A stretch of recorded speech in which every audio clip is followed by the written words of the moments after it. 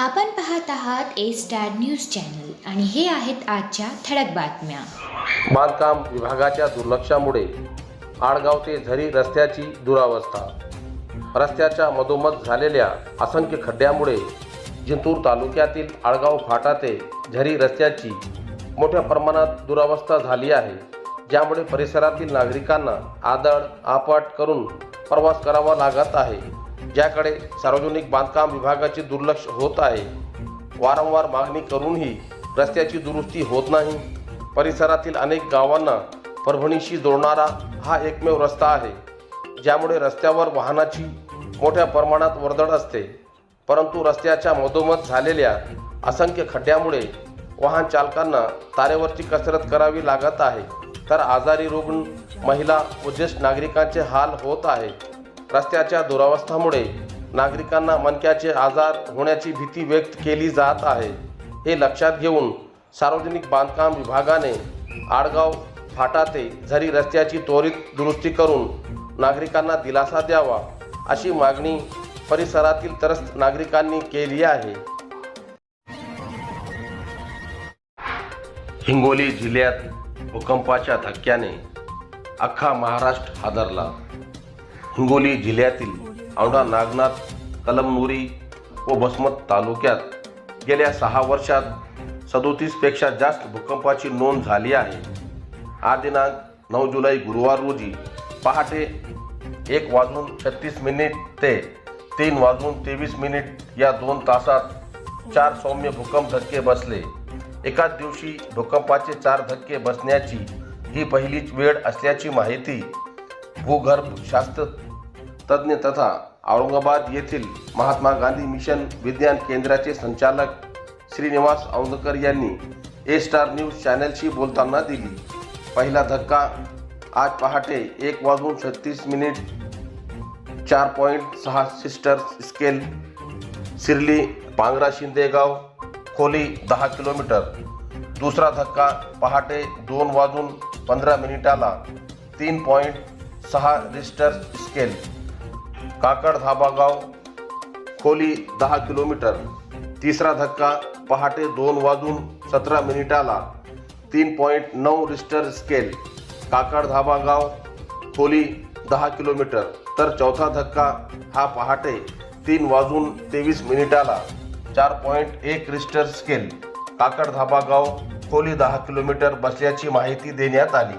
हिंगोली जिल्ह्यात भूकंपाच्या सौम्य धक्के जाणवले, मात्र या घटनेची माहिती मिळताच काही क्षणातच अख्ख्या महाराष्ट्रात वाऱ्यासारखी माहिती पसरून संपूर्ण महाराष्ट्र राज्य हादरला, एवढे मात्र खरे.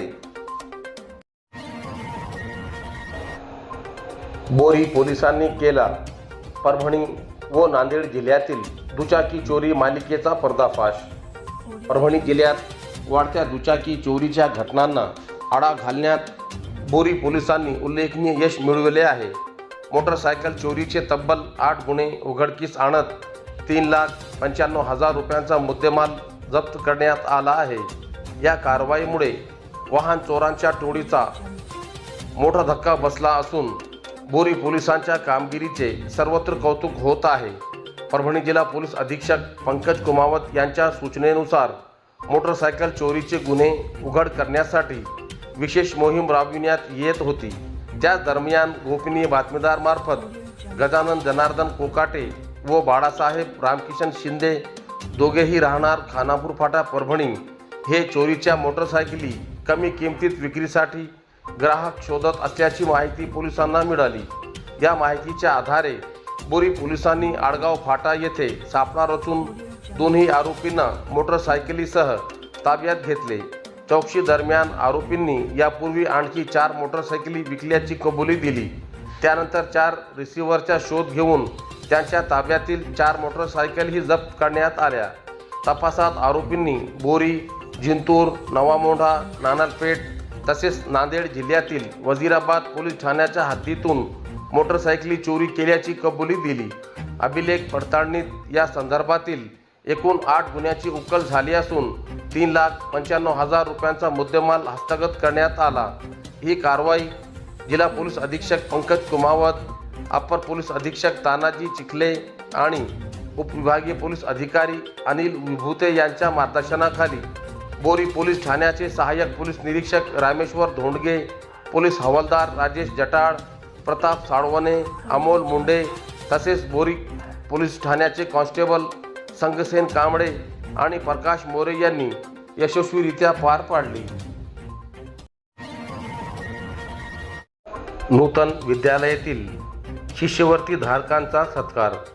सेलू येथील नूतन विद्यालयातील इयत्ता 8वी मधील शिष्यवृत्ती धारक विद्यार्थी आर्यन वैद्य, भक्ती सोनी, पीयूष सौलके, श्रेयश घुगे, गोपाळ कुलकर्णी व विनया घुले यांचा दिनांक 9 जुलै गुरुवार रोजी शाळेच्या वतीने सत्कार करण्यात आला.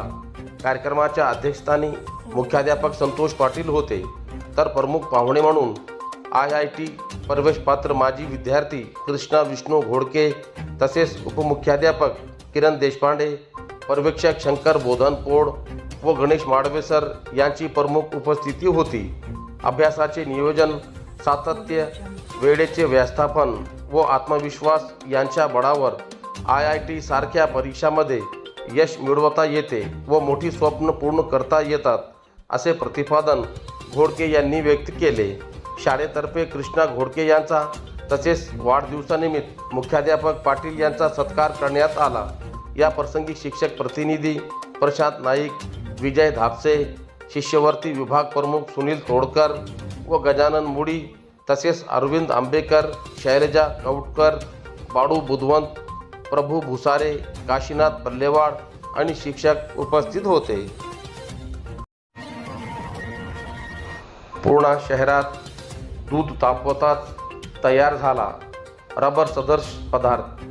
पूर्णा शहरात दूध भेसळीचा संशय निर्माण करणारी धक्कादायक घटना समोर आली असून घरात तापवण्यासाठी ठेवलेल्या दुधाचे रबर सदृश घट पदार्थ रूपांतर झाल्याचा प्रकार उघडकीस आला आहे. या घटनेमुळे नागरिकांमध्ये चिंतेचे वातावरण निर्माण झाले असून संबंधित दूध विक्रेत्याविरुद्ध कठोर कारवाईची मागणी जोर धरू लागली आहे. पूर्णा शहरातील कोडीवाडा परिसरातील धारेश्वर संतोष भंगे यांनी सराफा बाजार परिसरात दूध विक्री करणाऱ्या एका खाजगी विक्रेत्याकडून अर्धा लिटर दूध खरेदी केले. घरी आणल्यानंतर दूध तापवण्यासाठी ठेवले असता काही वेळातच त्याचा रंग व पोत बदलू लागला आणि ते रबर सदृश घट पदार्थ परिवर्तित झाल्याचे निदर्शनात आले. हा प्रकार पाहून कुटुंबियांना धक्का बसला. घटनेची माहिती तत्काळ पोलिसांना व अन्न व औषध प्रशासन विभागाला देण्यात आली. त्यानंतर अन्न सुरक्षा विभागाचे अधिकारी तसेच पोलिसांनी घटनास्थळी भेट देऊन प्राथमिक चौकशी केली.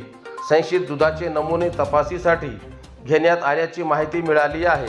सूत्राच्या माहितीनुसार संबंधित दूध विक्रेत्यांची चौकशी सुरू असून प्रयोगशाळेचा अहवाल आल्यानंतर पुढील कायदेशीर कारवाई केली जाणार आहे. तपासात दुधात भेसळ अथवा अन्य अनियमितता आढळल्यास संबंधितावर अन्न सुरक्षा व मानके कायद्यानुसार गुन्हा दाखल होण्याची शक्यता आहे. या घटनेनंतर पूर्णा शहरातील खासगी दूध विक्रीबाबत नागरिकांमध्ये प्रश्नचिन्ह निर्माण झाले आहे. दूध विक्री करणाऱ्या सर्व विक्रेत्यांची नियमित तपासणी करून भेसळ करणाऱ्यावर कठोर कारवाई करावी अशी मागणी नागरिकांकडून होत आहे. आता पूर्णा शहरातील सर्व नागरिकांचे लक्ष प्रयोगशाळेच्या अहवालाकडे लागले आहे. जिल्हा आरोग्य अधिकारी यांची बालूर प्राथमिक आरोग्य केंद्राला भेट. सेलू तालुक्यातील बालूर येथील प्राथमिक आरोग्य केंद्राला दिनांक 8 जुलै बुधवार रोजी जिल्हा आरोग्य अधिकारी डॉक्टर SB पांचाळ यांनी रात्री 8 वाजता भेट दिली. यावेळी त्यांच्या समवेत विस्तार अधिकारी MB ठाकूर होते. यावेळी त्यांना प्राथमिक आरोग्य केंद्रात सर्व कर्मचारी उपस्थित असल्यामुळे त्यांनी समाधान व्यक्त केले. यावेळी बालूर आरोग्य केंद्राचे वैद्यकीय अधिकारी डॉक्टर अमोल तोडकर यांनी जिल्हा आरोग्य अधिकारी डॉक्टर SB पांचाळ यांचा शाल, श्रीफळ व पुष्पगुच्छ देऊन सत्कार केला. यावेळी आरोग्य सहाय्यक VM पवार, श्रीमती हिवाडे, DB दुधवटे, आरोग्य सहाय्यक श्रीमती शिरेवार, श्रीमती शेंडे उपस्थित होते.